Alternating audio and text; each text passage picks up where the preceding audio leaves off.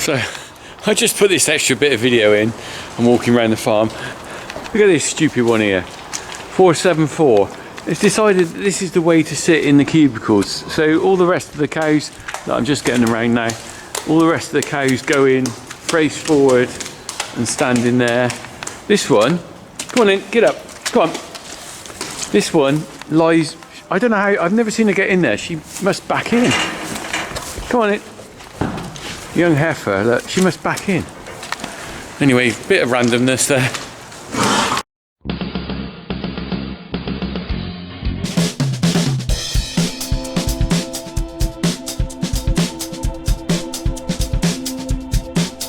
All right, I'm in the shed. I'm in the shed, right. So we've done all the scraping and stuff like that. Cows are being milked, and I'm not milking this afternoon. And they're just there having their afternoon tea. There they go. Look, bit of food in the ring feeder and stuff.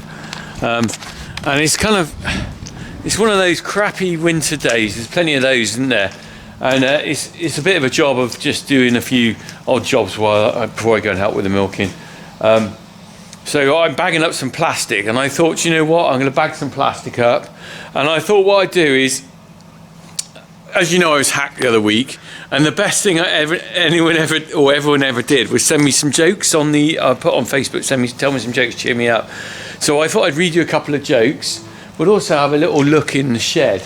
I'm not, you know, we're not going to go around everything, but I thought a couple of unusual little items in here that, well, not that unusual, but vintage perhaps. We'll have a look at those as well, but let me just start with the bagging up first. Right, well, as you know, we feed the round bales to the heifers out the back there, and the biggest problem with that is we get a lot of plastic wrap left over. Look, we've got all this stinky stuff,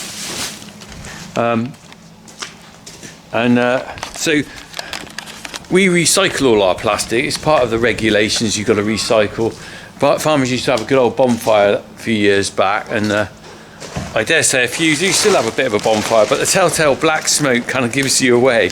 So you're going to get in trouble for that. But what we do is, rather than have mounds of this blooming plastic kicking around, what we tend to do is bag it up into the old fertiliser sacks. Look, so these are the old Yara bags, and I find the easiest storage is, because we've already cut the bottom of the bag, there's a hole in it already. There's the liner there, look, it's got a liner inside. These bags are very useful for putting the black plastic in, because what it means is you've got an easy bag to stack somewhere full of plastic, rather than flipping tons and tons of plastic lying around in piles. And when they come and collect it in a refuse truck, it's easier to load it. So we're just going to get a couple of the liners I need. I just better check the heifers actually. I don't know whether I might need to put a black bale out for them this afternoon. Hello girls, these are the young ones. These are all, well, they're not that old. If it's not today, it'll be tomorrow. Oh no, they got plenty of silage left. These ones here, I need cleaning out a bit. These ones here are only probably about 4, those are about 5 months old, those. And a slightly bit older there. And look, there's the plastic there, I'll leave that there. Round bale. Bale off challenge started just here. If any of you been watching my channel since I started, I did a bale off challenge 5 years ago, something like that. Didn't realise it would take off quite as way it did, and it all went around the world, didn't it? If you've watched that, it went, as they say, viral, and people in Ireland were doing it, and around the world. Very simple thing. All you have to do was see how quickly it would take you to cut 3 bales open. And someone even set up a website for it at one point where you could put your times on, and it was a bit of fun. We all need a bit of fun, don't we? Right, so I got the plastic here that I'm picking up. Oh. Right, just dragging this. The trouble is, you see, you leave this plastic outside and it gets so heavy with water. I'd be interested to know what any of you do with your black plastic actually, because all of you must, you know, I say a lot of you, if you've got a telehandler, I suppose you just use that to load it. I haven't got a grab to really grab it. Right, before I stack this up, let's tell a joke. Some of these jokes I can't read out to you. Some of them are so bad that they're not funny. Some of them are okay. I'm just on it now, right. Ken Atkinson, you get the first joke, mate, because you always like a good joke. Okay, this is from Ken, the mug man. What's got 4 wheels and flies? A dustbin lorry. It's so bad. That is a bad one, Ken. Oh. It's Keith Wheeler. I'm going to read this one anyway. It's a bit fruity, but not too bad, is it? Why doesn't Barbie have any children? Because Ken always came in a different box. Right, we'll be right back with some more jokes after I put some plastic in. Oh, Jesus. There we go. Got my lovely black plastic here. That is actually pretty heavy. It doesn't smell too nice either. So we just stuff in. It's like stuffing a turkey. This is pretty Christmassy, isn't it? Just like stuffing a turkey, but it's not the turkey you want, is it? Good. Right. There's a few euphemisms here I think you could use here on this stuffing. It's a stuffing video. Right. Oh. Right. I only clean boiler suit tonight. Right.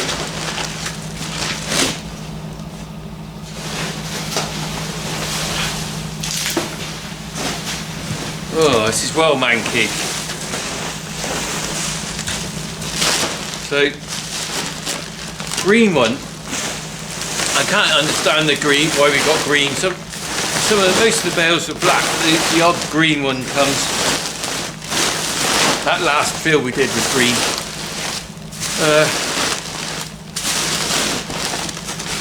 Right. So I'm going to go and get those other two in a minute. Stay tuned for it. Here's another joke while I go and get the other bales. What did the farmer say to the chicken that laid an egg from height? Crack on. Oh dear. Why are there no Christmas cakes in the German market? They've been stolen. Oh, sorry, that's Nathan Lee who sent that one. The other one before that was Phil Wise. Back in a minute for some more.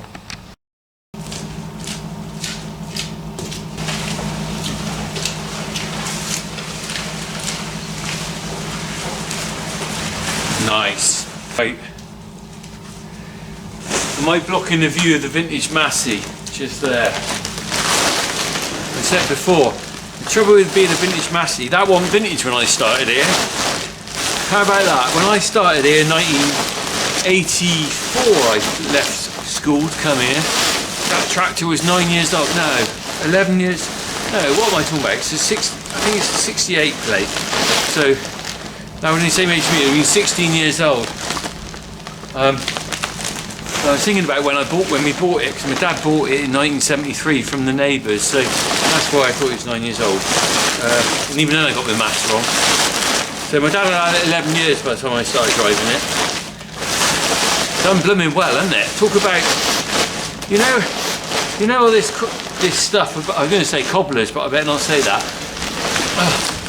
You know all this stuff about the carbon footprint and everyone should drive electric cars and stuff, right? What do you think of this carbon footprint of a tractor that's lasted 55 years compared with an electric car that is going to last you probably 10 years before the batteries all need changing? I just don't think that some of this stuff is really true. You know what they say about the environmental impact of stuff? Short-term gain, but long-term pain, I think, is probably more accurate. Right, I'm just going to clean this lens. It's got a bit of grot on it. I think that's a bit better. Has a bit of a halo, although maybe it's from the fluorescent light, actually. Right, so that's the plastic done. Let me just shift these bags. I've got to just move those out of the way because they're in the way. The problem is, you start with this kind of pile of plastic bags full of plastic. Not too bad. Oh, my flies are undone, excuse me. Ooh. I always prefer a zip boiler suit because I feel snug in it. I don't think I feel snug with popper one. And funny thing is, my brother prefers the popper ones. Right, as you're saying, you start with a few bags, it's not too bad, and then you end up with quite a lot.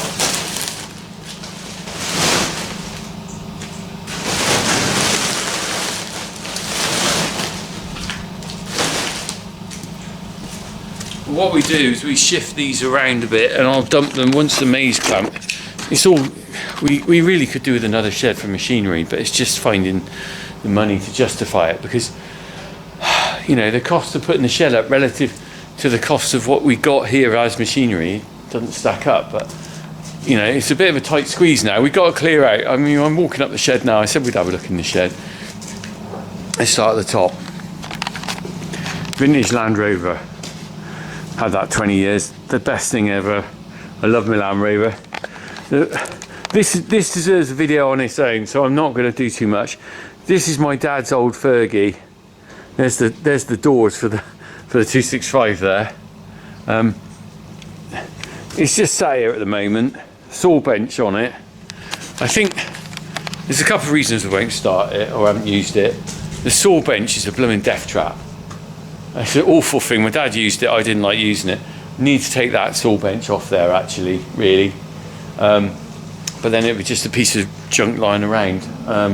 Maybe I'll get this going again one day. Well, I will. But I have this thing about, he was the last one to use it, and I don't really feel like starting it up. I know that sounds weird, maybe, but time will tell. Something will happen to it. We'll never get rid of it.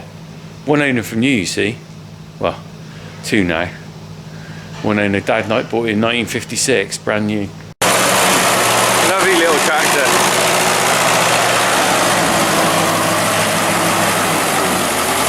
See the fan belt underneath there. Not the fan belt, sorry, the pulley belt. Put that down. I want to look at the blade on there. Just got it going now.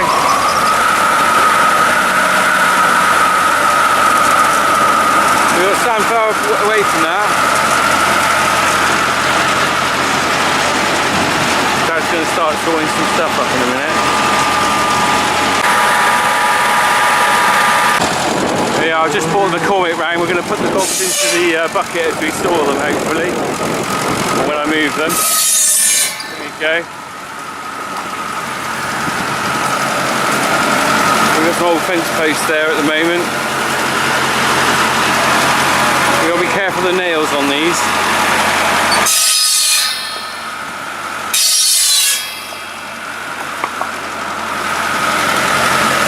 So instead of a PTO, this tractor's got a pulley wheel with a drive belt. These days it's quite dangerous. Got extra guarding we've had put on the blade, but it's still a dangerous bit of kit. And watch this.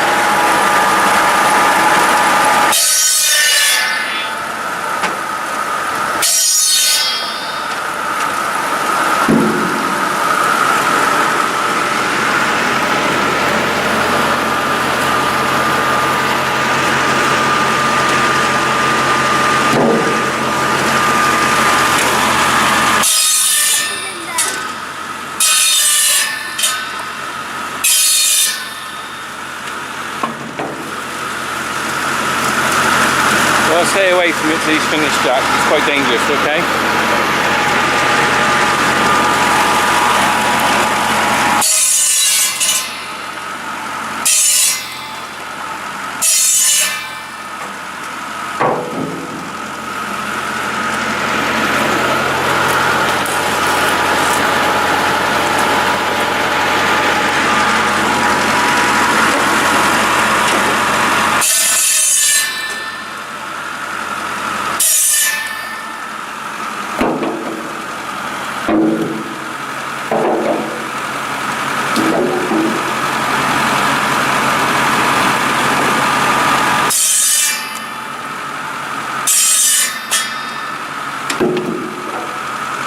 So that's how a Great Fergie saw bench works.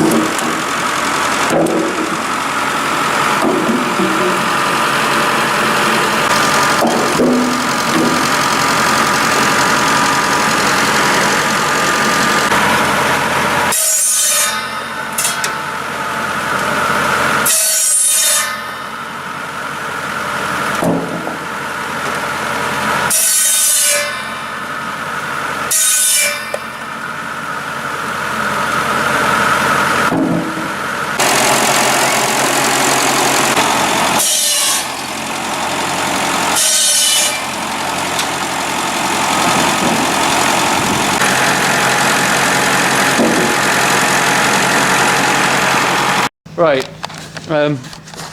we've got a few things in here, piles of lime, so this is the lime we're putting on, Hydromix lime.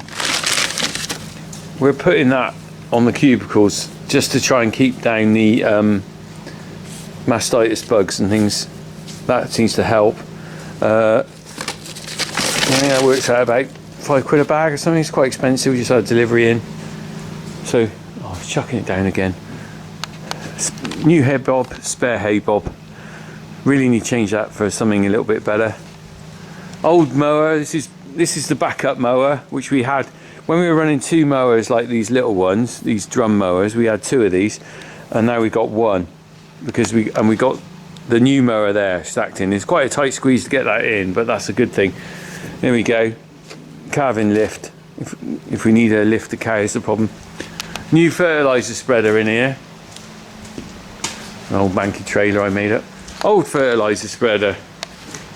So we need to get rid of that. That needs to go. Nothing wrong with it. If you're looking for buying a fertilizer spreader, contact me. I think we're looking about £300 for that probably. So that's going to go. I'll put that on eBay or something next spring, perhaps Facebook Marketplace. I'm not sure. It's just sat here.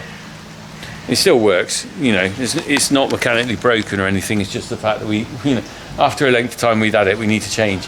So it's going to go. It's taking up space. I've got the new one up there. I don't need the space down here.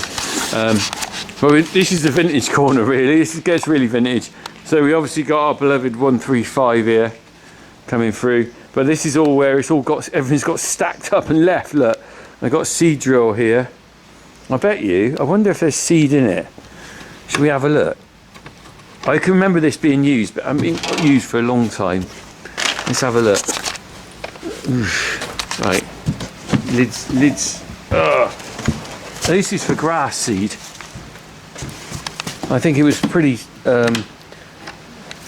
basic. You just pulled it behind the tractor, and then let's have a look. Can we see? Look at that. I reckon that's probably 50-year-old grass seed. Look at that. Look at that, it's all in there. Right. The seed broadcaster. Look at it. Let's have a look. You've got the types of seed on here. Turnip, red clover, kale. That's it. Italian ryegrass. Settings for small holes. I think that it's got some brushes. Not sure how this works. It's got some brushes there. I think they rotate round. I remember my dad pouring seed in here, and then this would rotate and you come along. Pin gauge settings. It's all there, look. Wonder if they still exist. R Hunt and Co Limited. Atlas Works, Ilcorn, Essex. Cool. Can you hear that rain? Right. Let's just shut that up. Keep the mice out. No reason why that shouldn't still work, really. It's a very basic thing. I think the problem with this sort of stuff, right, is that you know, my dad bought it and he was the last ones to really use it, and it just sat in the shed because we didn't do any grass seed for a while. And I don't really know how that works because I never had it, never used it. I'm sure it's not very complicated. It goes on the 3-point linkage. You can see the 3-point linkage there. Probably went on the back of our old 35 we had. So maybe one day I'll get that out. I'll tell you what I will do though. How about this? Let's do it in the spring. I'll get that grass seed out of there and we'll see if we can germinate 50-year-old grass seed. How about that? I'll find a bare patch of soil and we'll chuck that on it and we'll see what happens. Do you reckon it's got to be, let's say 40 years then, 40 probably. I think it can't be less than 40-year-old, that grass seed in there. What do you think? Any of it will germinate? Any of it at all? I wonder. So let's have a look. Right, so we're coming on now. We've got proper vintage Massey here. Look, we are in the dark corner of the shed. It is gloomy. I don't know what you can see here. Let me get my phone out a minute and I'll get a bit of light on the situation. All right. Is that any better? So what we got here, we got a finger bar mower. There's the mower blades behind there, look. Can you just about see them? There's a cover on. And there's the gearbox and everything. As far as I know, that all works. Now, I can just about, what am I doing? I can just about remember, so I'm an old enough just about remember the finger bar mower being used. I'm pretty sure my dad, that old mower up there, no, we had not that that drum mower up there, we had another drum mower before that, we got rid of it quite a while ago. I think that drum mower was bought in probably the late 70s to replace this finger bar mower. Because I remember we had a woofler for hay, and we had a Acrobat, I think it was. They got funny turny things on them. Because my dad was making all hay up until 79 when he built the cubicle shed and the silage pit. So that would be probably when he switched from hay to silage, which is when all this kind of machinery like the Acrobat and the woofler sort of like wasn't really used anymore. So but he obviously thought at the time, I'm not getting rid of the finger bar mower, I might need it just in case.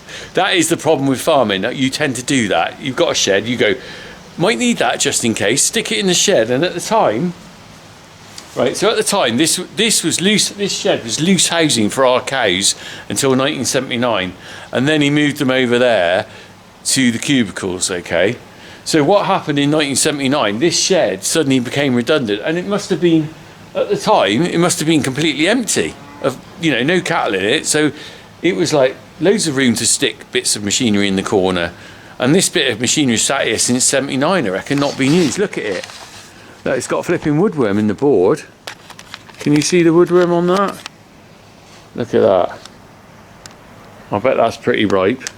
I reckon I could snap that. I reckon that'll just, look. I'd just turn to powder if I snap that. It wouldn't be hard to make a new board. But also in the corner, there's a Fergie plough. Is that 2-furrow, is it? Yeah, 2-furrow Fergie plough,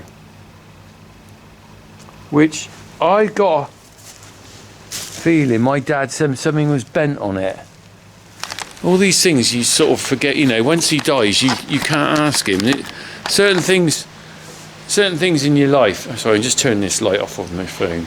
Certain things in your life that you just, you know, when he said, let's turn it off. When he talks to you, and you go, yeah, Dad, right, yeah. You don't think of writing stuff like that down. And then suddenly you get these things and you think, well, what is he on about then? Did he say something was bent? Because if he did, I can't remember what he said it was. The only way to find that out is to actually get the thing out and use it, isn't it? Which I think will happen. I think me and Hazza will be doing a bit of ploughing at some point. I'll tell you a bit about that later, because we've got a plan. Right, coming on here, so this is probably another bit of vintage machinery. Some of you might know what it is, some of you won't. It's an old Bale elevator. Look at it. And the idea is you start this motor up, Briggs & Stratton, there you go. That's not the original engine. We bought a new second-hand one, but I couldn't get it to go last time. It looks like it's got an oil leak. Interesting. It'd be nice to get that going, actually. It doesn't go at the moment. I couldn't fire it up last time I tried. Everything else is complete on this. That would be another project to do with Harry. So the idea is you park a trailer here, you chuck the bales onto there, they go up onto the hay barn, and then there's people stacking. This was a really common machine on farms when the peak of haymaking was in probably the 70s, I would think, and every farmer had a Briggs and Stratton with a Lister thing. I've seen loads of these around, but unfortunately they've got no value really. You'd be lucky to get 20 quid for it. It's mostly probably worth more as scrap metal than anything, because there's probably more of them out there than anyone ever wants. And I see them either left outside to rot, or people just break them up. The wooden straps, actually, right? If you know your wood, it was well made. These are all oak, so that's oak straps there. They're all oak, so that's a really good solid thing. I think we broke one once and replaced one, if I remember. But I have seen this going, and in the days when no one worried about health and safety, do you know what I did? As kids, this is really bad, but at the same time you don't worry when you're a kiddie. You jump on the bottom of there and you go up the elevator, flipping it, you ride that. I've ridden that up there. Shocking really, isn't it? I mean, at one time you used it every year, and I'd been on there flipping, gone up there. Pretty dangerous really. I don't do this at home, kids. And I also repainted it once, back in about late 80s. I repainted it, so that's not the original paintwork, that's me with a paintbrush. And I did the same thing, I repainted these shed girders at the same time. Cool, that was in the day when me and my brother were working on the farm, and my dad was still very active, so there was effectively 3 of us working, and it meant that there was a lot of time we could do stuff. And I don't think my dad really took a proper wage. He just paid me and Tom, and he just sort of supervised. He wasn't a man who was worried about taking money. He didn't need the money. He was happy in himself, right? Which is a valuable thing, isn't it? Right, so anyway, that's my guided tour of the shed. Look at this on a wet day. What a wet day it is. You can see down there, we've seen the floods. You can see down there, look. Down there, look at that. Flipping heck. Look at that. So, on a wet day, this is from my shed. It's a shed video. We all need a shed video. I got a few more sheds. Some of them, I'm just not going to go around touring around every shed. Just not. I got other things in other sheds. But this is a shed video, and we'll end with a joke, because there's a few more left. They're blooming awful. They're just right. Final video. Final shed joke. Here we go. Stuart B's. What's Mr. Tickle's wife's name? Tess.